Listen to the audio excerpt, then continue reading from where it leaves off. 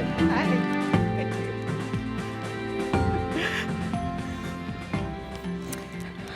Hello, everyone, and welcome to Airbnb Host Open 2015. Yeah. Wow. I can't tell you how exciting it is to look out at this unbelievable crowd. I just wanted to start by thanking everyone for all that you do, because there would be no Airbnb, there would be none of this without all of you. So thank you. As Brian said, I'm the Chief Business Affairs and Legal Officer for Airbnb, and it's been my privilege to have been part of the team for the past 4 years. And as you can imagine, over that time, there have been so many incredible experiences as we've grown. But for me, there's one in particular that stands out, and so I wanted to share that with you today. It was when I first started at Airbnb, so I was really just learning about who our community is and the potential of home sharing. And then I attended a hearing in San Francisco on short-term rentals and tax policy. And normally, municipal government hearings are probably not the thing that you think of as being the most interesting. But as soon as I walked in, I could tell that this hearing was different. There was this energy and this buzz in the air. The room was so crowded with people that they had to open this overflow area just to accommodate everyone who was waiting for hours for their turn to speak at the podium. And I heard story after story of the people in our community. A disabled host who testified that while he was struggling to find a job, he was able to start a small business out of his home because of Airbnb. A retiree who explained that thanks to the new guests that he met every day, he had found a renewed sense of purpose. And a young mom who waited there with her 2 young toddlers to be able to explain that the extra income that she was earning was literally changing their lives. And all the while, I sat there watching this unfold and listening to every host come up and say their piece, an entire courtroom full of people spontaneously standing up for something that was changing their lives and changing their communities for the better. And now keep in mind, this was almost 4 years ago, so we didn't have a mobilization team like we have today, and we certainly didn't tell anyone what to say. This was just an organic expression of how people felt about something that had become an essential and sometimes defining part of their lives. And realizing that as part of my job, I had the opportunity to work and help all of these people was a really special moment for me. I remember calling my husband and going, I cannot wait to tell you about this day. But looking back, I realized just how ordinary that day was, and I mean ordinary in the most positive way, because today, meetings like that are happening all the time.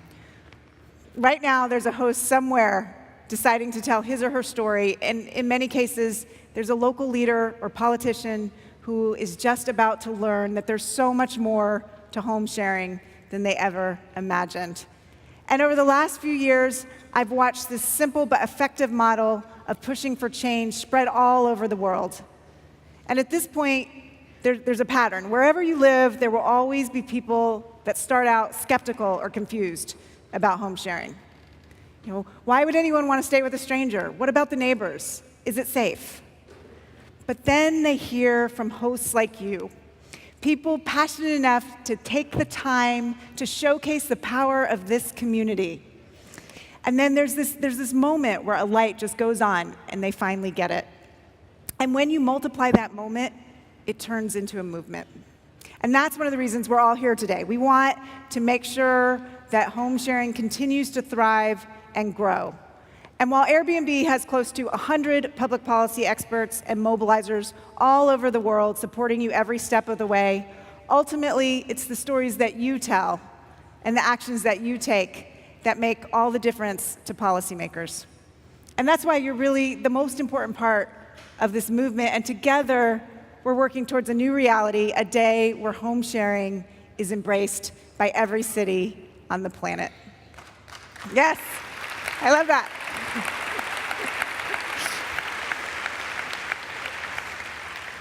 So going forward, we want to ensure that we continue to work with policymakers, not against them. We've already seen how it's possible to collaborate with civil leaders to come up with fair and smart rules for home sharing that work for every community. And that's because in nearly every case, once we highlight the benefits of home sharing, policymakers want to work with us to establish the right kinds of rules. The Airbnb community is about dialogue, not disruption.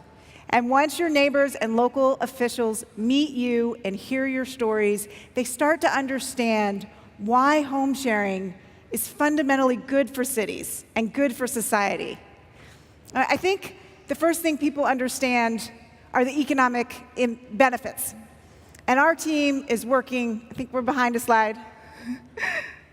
And our team is working to collect, analyze, and share the economic impacts of home sharing in cities around the world to help strengthen this argument. And we just released a study, in fact, in London that showed that this Airbnb community generated 1.8 billion euros in 1 year alone.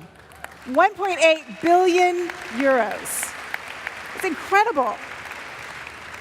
So, as we all know, people in many cities are understandably worried about the rising costs of housing, especially since over the past several years, many household incomes have remained flat. But now, more and more people are seeing that hosting on Airbnb can be an important part of the solution. The extra income that hosts earn help pay the rent, pay the mortgage, help hosts start new businesses or travel the world. And increasingly, many of you are taking matters into your own hands and telling other people how important this is to you. Like Rosa Sanchez, a host in Barcelona. Yeah. Rosa, she's here. 8 years ago, Rosa lost her husband, and shortly after that, she also lost her job. And as the bills were piling up, her daughters talked her in to putting her rooms on Airbnb. And since then, she's welcomed friends from Tasmania, Taiwan, Korea, all over the world. And she tells us that she loves introducing travelers to the real Barcelona, where she spent her whole life and now can afford to stay. And that newfound economic freedom is why Rosa has become one of our staunchest advocates in the city. She's become active in the local home sharing association, she's leading online petitions, and she's lending her voice to rallies across the city. It's why Vanessa Johnson in South Los Angeles, who was able to afford to stay at home and care for her husband, has become one of our most active hosts, writing letters and op-eds and speaking out at every opportunity. And many of you have experienced benefits that go far beyond everyday financial concerns. For many of our hosts, sharing their home gives them a whole new lifestyle that they never imagined. But home sharing doesn't only benefit hosts. It's also good for cities and everyone who lives there. We already know that home sharing helps spread tourism spending to small businesses who are located in parts of the city that are outside the typical hotel districts, kind of off the beaten path, who have never historically benefited from the tourist economy. But now, thanks to you, these small family businesses, local mom and pops, are seeing this new growth that they've never experienced before. In fact, the hearing I mentioned in San Francisco, it wasn't only hosts that showed up, but local small businesses came to testify about how home sharing in their neighborhood has helped their business. And those aren't the only benefits. Time and again, this community has shown the willingness to go the extra mile to help those in need. In 2012, when Hurricane Sandy hit New York, hosts opened their doors to displaced neighbors and relief workers, and since then, our hosts have volunteered their homes during the floods in Croatia, the fires in San Diego, and the earthquake in Nepal, and that's just a few. Right now, there are relief workers staying in Airbnb listings throughout. Yeah, I know. It's awesome.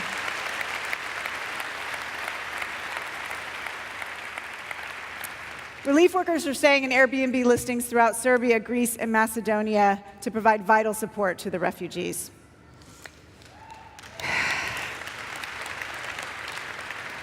And through our Open Homes program, so many of you are offering to help travelers with all kinds of needs stay for free.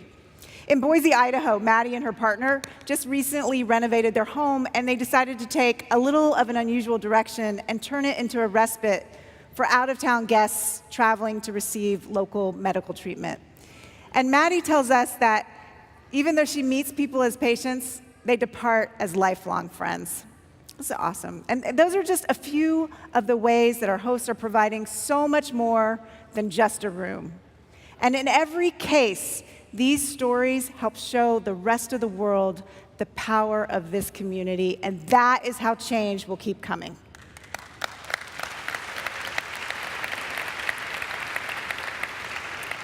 From the community leader who hosted a phone bank from his living room, to those of you who are holding meetups with policymakers in your homes, you're influencing the outcomes of the decisions that matter most.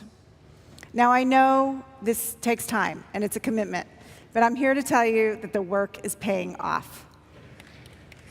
Just last week, voters in San Francisco, yeah, that's awesome.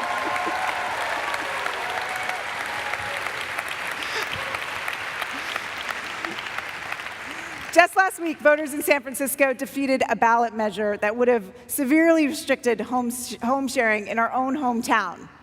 And listen to this is crazy. Our community made 287,000 phone calls, knocked on 285,000 doors, and together that resulted in 106 live conversations. That is incredible, and it made an enormous difference. And we've been celebrating victories like that all over the world. In cities on 6 continents, you're acting as advocates and ambassadors, speaking out, winning hearts, and changing minds.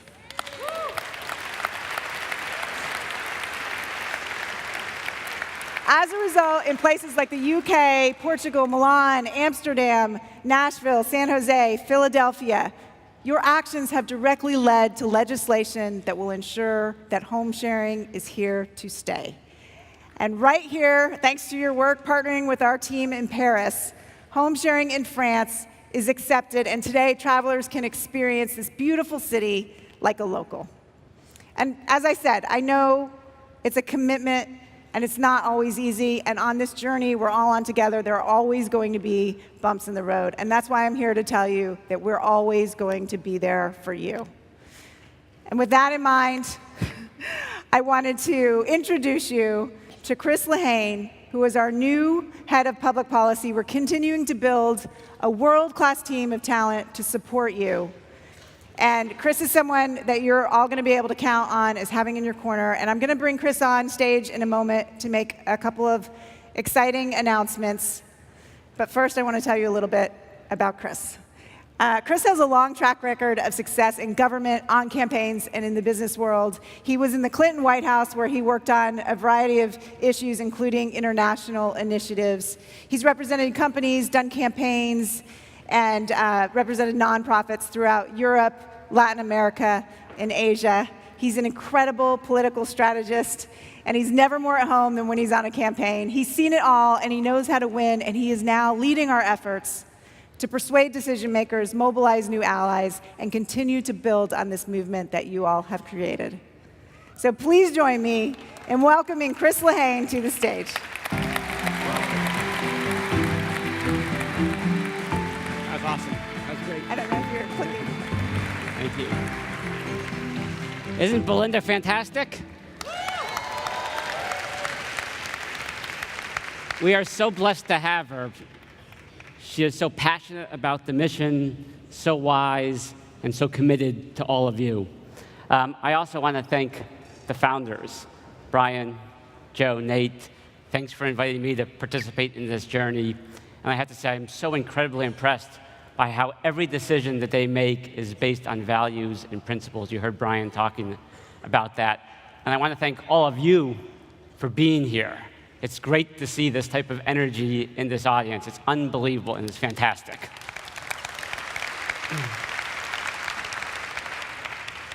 You know, Belinda touched on San Francisco. There were a number of firsts that took place over the course of that campaign. It was the first time the people, the actual people, had a chance to vote on home sharing.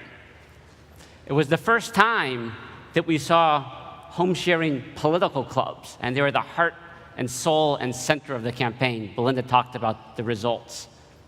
But it was also the first time that our hosts were on the ballot. Everyone here, by extension, all of you were on the ballot, and you won decisively.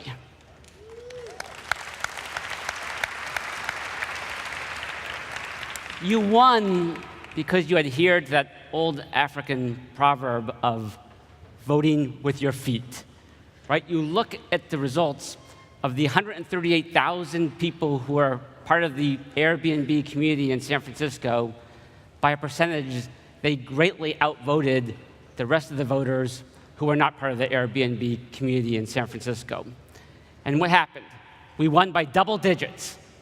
We carried every district in the city, and we sent a global message that not only are you a community, but you are a movement.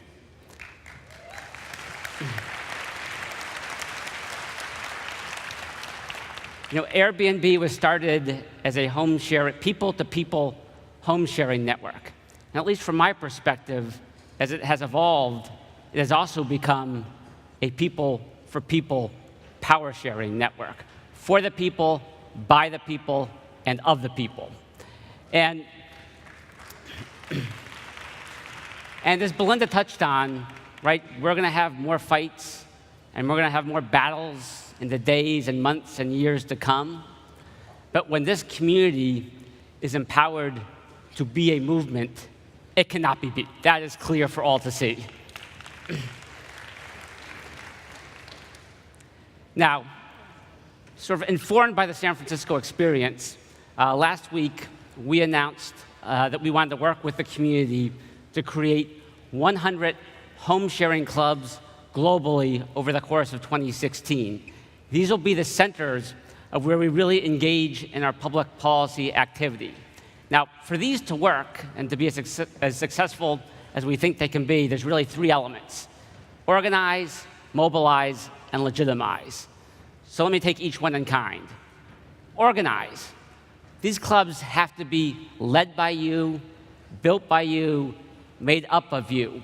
We will certainly do our part to help provide an infrastructure and expertise, but these are your clubs. Secondly, mobilize, right? Belinda talked about how effective the various hosts can be as messengers. We want to take these organizations and make sure they're mobilized and communicating to those elected officials, those regulators, those decision makers. And so we'll help provide the advocacy tools, the communication tools, the digital platform, but it's going to be your voice that carries the day. The third piece is legitimize.